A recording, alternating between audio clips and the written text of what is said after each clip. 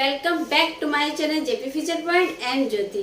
So guys, I hope आप लोग बहुत अच्छे से तैयारी कर रहे होंगे। टीजीटी, पीजीटी देन एलटी वाले बच्चे, और आप लोग अपनी तैयारी को बेहतर बनाने के लिए कंटिन्यू पढ़ते रहिए, बिल्कुल भी ब्रेक ना करिएगा। टाइम बहुत ही आपको कम मिलेगा, जैसे कि पिछली वैकेंसी में हुआ था। इस तरीके से आप तैयारी करते रहिए, जिससे आगे चल के आपको एकदम से वर्डन आपके ऊपर ना पड़े। सो गाइस, हम लोग देखते हैं, हम लोग ने पढ़ा था स्टार्टिंग में पिछली क्लास में भारत के प्रागैतिहासिक केंद्र के बारे में हम लोगों ने पढ़ा था। उसके बाद हम लोगों ने पढ़ा था मिर्जापुर से बनने वाले जितने भी आपके पॉइंट से पॉइंट क्वेश्चन थे, वो हम लोग ने पढ़ा था। आज हम लोग पढ़ते हैं बांदा से बनने वाले जितने भी आपके क्वेश्चन हैं, वो आज हम लोग स्टडी करते हैं, देखते हैं उसमें क्या क्या चीजें मिलती हैं, क्या क्या चीजें हैं points. So guys, continue, let start. Uttar Pradesh के मिर्जापुर बांदा से तत्व। उत्तर प्रदेश के अंदर मिर्जापुर आएगा। मिर्जापुर के अंदर जो बांदा क्षेत्र है वो कहाँ से आता है? मिर्जापुर के अंदर बांदा है। बांदा और मिर्जापुर कहाँ? उत्तर प्रदेश में। एक क्वेश्चन तो आपका ये हेडिंग से पूछ सकते हैं। उत्तर प्रदेश के कहाँ से? मिर्जापुर। मिर्जापुर के अंदर बांदा से आने वाले आपके ये तत्व हैं। अगर आपके इन तत्वों में कोई क्वेश्चन भी आएगा बांदा से रिलेटेड, तो वो कहाँ है? बांदा। बांदा है मिर्जापुर के अंदर। मिर्जापुर कहाँ है? उत्तर प्रदेश के अंदर है। इस तरीके से आप हर एक पॉइंट्स को याद करते रहिए, नोट करते रहिए। बांदा उत्तर प्रदेश का एक जिला है। वही चीज आगे देखिए, बांदा जो है उत्तर प्रदेश का एक जिला है। यहाँ से प्रागैतिहासिक शिला चित्रों के प्रमाण मिलते हैं। प्रागैतिहासिक शिला चित्रों के जो प्रमाण हैं वो बांदा के अंदर से मिलते हैं। बांदा के प्रागैतिहासिक शिला चित्रों की खोज 1907 सिल्वा रोड ने की। आपसे क्वेश्चन ऐसे भी आप लोग राइट करते जाइए प्लीज। एक बच्चे का कमेंट था, मैम आप जल्दी जल्दी लिखा लेती हैं, फिर आप बोलती हैं, देन आप इरेज कर देती हैं। तो बेटा मैं इतना स्लो बोलती हूँ और फिर उसके बाद पूरा एक्सप्लेन कर, इतनी देर में तो आप लिख भी सकते हैं। और पहली बात तो ये कि आप उस चीज का आप इसका स्क्रीनशॉट लीजिए ना, स्क्रीनशॉट लीजिए और फटाफट राइट कर लीजिएगा। बांदा के प्रागैतिहासिक शिलाचित्रों की खोज 1907 सिल्वा रोड ने की थी। 1907 सिल्वा रोड ने बांदा के प्रागैतिहासिक शिलाचित्रों की खोज की थी। क्वेश्चन घुमा फिरा के ऐसे पूछ सकता है। मिर्जापुर के बांदा के अंदर यह क्षेत्र आते हैं। मिर्जापुर का जो बांदा है, बांदा के अंदर जो क्षेत्र है वो ये क्षेत्र आपके आएंगे। इन क्षेत्रों से आपका क्वेश्चन पुट अप कर सकता है। देखिए इतना डीप जाके मिर्जापुर के अंदर बांदा है, बांदा के अंदर जो जो आपके क्षेत्र आएंगे वहां से उठा उठा के मैं आपको एक एक पॉइंट दे रहे हैं। अब भाई क्वेश्चन आएगा कहाँ से? क्या आपसे बच पाएगा क्वेश्चन? आपसे सारे क्वेश्चन सॉल्व होंगे, कहीं से कुछ भी मैं नहीं छोड़ने वाली हूँ। बस आप अपनी तैयारी को अच्छा करने के लिए कंटिन्यू वीडियो देखते रहिए, देन इसको मतलब राइट करिए। राइट करने के बाद तुरंत इसको कॉपी बंद करके बिल्कुल भी ना रखिए। क्या होता है, जल्दी तुरंत पढ़ा हुआ और उसको तुरंत एक बार रिवीजन आप कर लेंगे तो आपका लॉन्ग टाइम के लिए वो आपके माइंड में सेट रहता है। बांदा के अंदर ये क्षेत्र आते हैं। सरहट है, करिया कुंड है, बांदा के अंदर आएगा। बांदा कहाँ है? मिर्जापुर के। मिर्जापुर कहाँ से? उत्तर प्रदेश के मिर्जापुर। मिर्जापुर के बांदा के अंदर के आपके टॉपिक हैं, ध्यान रखिएगा, बार बार इसीलिए बता रही हूँ। मलवा आएगा बांदा से, अम्बा आएगा, मानिकपुर आएगा, लकहड़ आएगा आपका, बांगा आएगा, मंझावन आएगा। ये कहाँ आएगा? मिर्जापुर के बांदा के अंदर ये क्षेत्र आएंगे। क्वेश्चन आपसे पूछ सकता है मानिकपुर किस क्षेत्र से है, तो बांदा आपका क्वेश्चन में आएगा तो आप बांदा पर टिक करेंगे। ओके, फिर आपसे पूछ देगा मानिकपुर किस क्षेत्र पे। आपका बांदा क्वेश्चन में जैसे सपोज नहीं आया, बांदा आया ही नहीं ऑप्शन में, मिर्जापुर आएगा, तो आप ऐसा ना करिए कि बांदा आया नहीं तो आप उसको मार्क ना करें। बांदा नहीं आया तो क्या हुआ? मिर्जापुर के अंदर बांदा है, बांदा के अंदर से ये टॉपिक है, तो आप किस पे टिक करेंगे? मिर्जापुर पे टिक करेंगे। Okay, understand? मिर्जापुर पे आप टिक करेंगे। इस तरीके से क्वेश्चनों को समझिए। बांदा के सरहद से हमें चोचदार, बांदा के सरहद से हमें, बांदा के अंदर सरहद है, क्षेत्र है, सरहद से हमें क्या मिला? चोचदार पुरुष का चित्र मिला हमको। सरहद, बांदा के अंदर सरहद है, सरहद से हमें चोचदार पुरुष का चित्र हमको मिला है। सो राइट करिए फटाफट, स्क्रीनशॉट लीजिए। नेक्स्ट चलते हैं। बांदा क्षेत्र के मलबा से हमें मानव आकृति को पुरुष के साथ मानव बांदा क्षेत्र से, बांदा क्षेत्र के अंदर मलवा है, मलवा से हमें मानव आकृति को पुरुष के साथ पशु कृषि अवस्था की विकसित अवस्था, पशु है जो कृषि है उनकी अवस्था की जो विकसित अवस्था का घोतक हमको यहाँ से दिखाई दे रहा है। अंडरस्टैंड। अगर यहाँ पे बांदा नहीं आएगा, बाद में मलवा आएगा तो आप मलवा टिक करें, मलवा ऑप्शन में नहीं आपके आता है तो क्या बांदा आएगा तो आप बांदा पे टिक करेंगे, बांदा नहीं आएगा तो आप किस पे टिक करें, आपको तो पता है मिर्जापुर पे टिक करेंगे, मिर्जापुर नहीं आएगा तो उत्तर प्रदेश पे टिक करेंगे। इस तरीके से आपको उसी के अंदर सीरियल मतलब चलते आ रहे हैं तो आपको पता है उसी एक, समझ लीजिए एक ही परिवार के हैं, ये नहीं तो वो नहीं तो वो, उस पर हम लोग को टिक करना है। क्वेश्चन बिल्कुल भी नहीं छोड़ना, गलत टिक करके नहीं आएंगे। मलवा से हमें 3 दंडधारी अश्वरोही अपने घोड़े की रस्सी पकड़े पैदल जाते दिखाई दे रहे। एक दृश्य हम लोगों को ये मिला है, घोड़े की रस्सी पकड़े पैदल जाते दिखाई दे रहे हैं। आपसे क्वेश्चन ऐसे पूछ देगा, 3 दंडधारी अश्वरोही अपने घोड़े की रस्सी पैदल पकड़े जाते दिखाई कहाँ से दे रहे हैं, तो आप कहेंगे मलवा से दिखाई दे रहे हैं। मलवा कहाँ है, बांदा के अंदर आता है। मैं बार बार रिवीजन इसलिए कराती हूँ जिससे कि आपको एक चीज माइंड में सेट हो जाए कि मलवा कहाँ है, बांदा कहाँ है, किसके अंदर क्या आता है। अंडरस्टैंड। बांदा के करिया कुंड से सांभर की पीछा करते अनेक धनुर्धारी का दृश्य दिखा। सांभर की पीछा, सांभर के होना चाहिए यहाँ पे,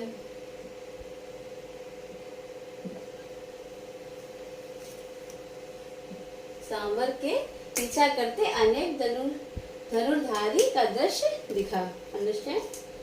बांदा के मानिकपुर के आसपास के क्षेत्र में, बांदा के जो मानिकपुर है उसके जो आसपास क्षेत्र हैं उसमें गेरू से बने चित्र मुख्य रूप से पहिए रहित गाड़ी और 3 घोड़े का अंकन मिला है। ओके, इस तरीके से आप ये क्वेश्चन को टाइप करिए। नेक्स्ट हम लोग पढ़ेंगे, इसके बाद राइट करिए फटाफट आप लोग जल्दी से। नेक्स्ट हम लोग पढ़ते हैं पंचमढ़ी। हम लोग पढ़ेंगे पंचमढ़ी से जितने भी आपके बनने वाले क्वेश्चन होंगे हम लोग पंचमढ़ी को देख लेते हैं।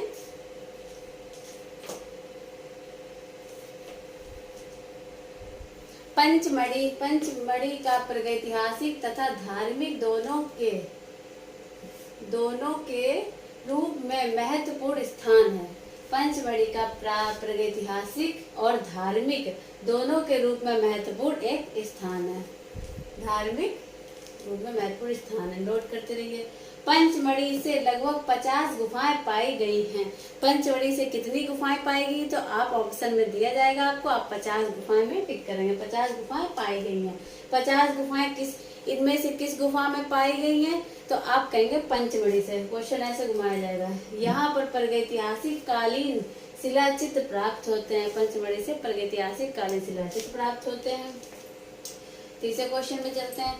पंचमढ़ी गुफा महादेव पर्वत श्रृंखला में स्थित है। पंचमढ़ी गुफा कहाँ है, महादेव पर्वत श्रृंखला में स्थित है। महादेव पर्वत के नीचे डैश कर लीजिए, श्रृंखला में स्थित है। पंचमढ़ी में शैल चित्रों की खोज 1932 जी.आर. हंटर ने की थी। इम्पोर्टेंट क्वेश्चन है, राइट करिए। ये एक इम्पोर्टेंट क्वेश्चन हो गई, एक आपका ये इम्पोर्टेंट क्वेश्चन है। वेरी इंपॉर्टेंट समझ के आप इस पे इम्पोर्टेंट लिख लेंगे तो आपको ध्यान रहेगा। 50 गुफा, ये भी इम्पोर्टेंट क्वेश्चन है आपका। ये तीनों आपके बहुत इंपॉर्टेंट क्वेश्चन, इसलिए जहाँ जो इम्पोर्टेंट होगा वहाँ पे हम ऐसे लिख देंगे। पंचमढ़ी में पहले स्तर में डमरू नुमा तथा तख्ती नुमा मानव आकृतियां मिली हैं। पंचमढ़ी में पहले स्तर में डमरू नुमा मिला है तथा तख्ती नुमा मानव आकृतियां मिली है आपकी कहाँ, पंचमढ़ी में। पंचमढ़ी कहाँ है आपको तो मैंने स्टार्टिंग में बताया दिया था, मध्य प्रदेश में है। पंचमढ़ी के तीसरे स्तर में आखेट दृश्य, तीसरे स्तर में आखेट मतलब शिकार, मैंने आपको पहले बताया था।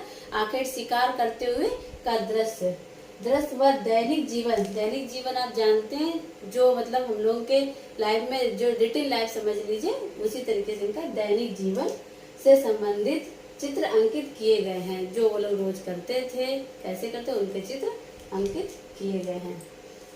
You should write.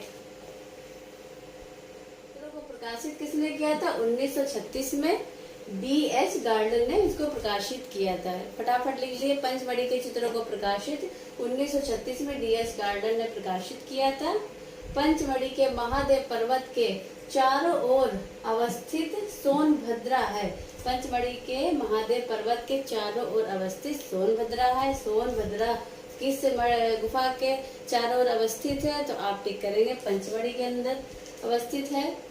पंचमढ़ी से महादेव बाजार, पंचमढ़ी से महादेव बाजार, बनिया बेरी, मारोदेव, बनिया देव बेरी, मारोदेव, तामिया, और ये 3 पॉइंट हैं, 3 पॉइंट ये देख लीजिए, तामिया और आदि अनेक चित्रित शैलाशय तथा गुफाएं प्राप्त हुई हैं। रिपीट करिए, पंचमढ़ी से महादेव बाजार, बनिया बेरी, महादेव, मारोदेव, तामिया। ओके, महादेव बाजार, बनिया बेरी, मारोदेव, तामिया। इस तरीके से आप रिवीजन करिए, लर्न हो जाएगा। और आदि अनेक चित्रित शैलाशय तथा गुफाएं प्राप्त हुई हैं पंचमढ़ी से। कहाँ से? पंचमढ़ी से। पंचमढ़ी के चित्रों को प्रकाशित करने वाले D.H. गार्डन है। पंचमढ़ी के चित्रों को प्रकाशित करने वाले D.H. गार्डन है। D.H. गार्डन की पुस्तक का नाम क्या है? D.H. गार्डन की पुस्तक का नाम the rock painting of D.H. Garden की पुस्तक का नाम है। एक चीज आपकी यहाँ पे पॉइंट रह गया है, मैं अभी आपको नोट करा देती हूँ। द रॉक पेंटिंग ऑफ पुस्तक D.H. Garden, the rock painting of पुस्तक से D.H. गार्डन की पुस्तक है। एक पॉइंट और लिख लीजिए, D.H. गार्डन ने प्रकाशित कब की थी? 1936 में। किसने की थी? महादेव हिल्स, महादेव हिल्स ने। ओके, 1936 महादेव हिल्स ने इस पुस्तक को प्रकाशित किया था। फिर से देख लीजिए, पंचमढ़ी के चित्रों को प्रकाशित करने वाले D.H. गार्डन है। Okay, D.H. गार्डन की पुस्तक का नाम द रॉक पेंटिंग ऑफ है। और इस पुस्तक को प्रकाशित कब हुई थी? 1936 में हुई थी। प्रकाशित करने वाले कौन थे? महादेव हिल्स। ओके, नेक्स्ट देखिए, पंचमढ़ी के इमली खो से हमें सांवर के आखेट का दृश्य मिला है। पंचमढ़ी के इमली खो से हमें सांवर के आखेट का दृश्य मिला। पंचमढ़ी के अंदर एक इमली खो गुफा है, वहां से हमको सांवर के आखेट का दृश्य मिलता है। नोट कर लीजिए।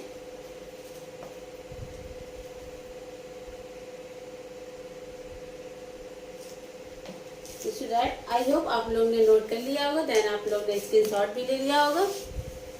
सो गाइस, मैं आपसे ये कहना चाहती हूँ कि आप जो है अच्छे से आप अपनी तैयारी को बना के रखिए और हर एक पॉइंट्स को देखते रहिए। अगर आप इन सारे पॉइंट्स को देखते रहेंगे, आपने एक चीज पॉइंट की होगी, सारे आपको मेहनत कुछ करनी ही नहीं है, आपको ओनली सिर्फ पढ़ना है।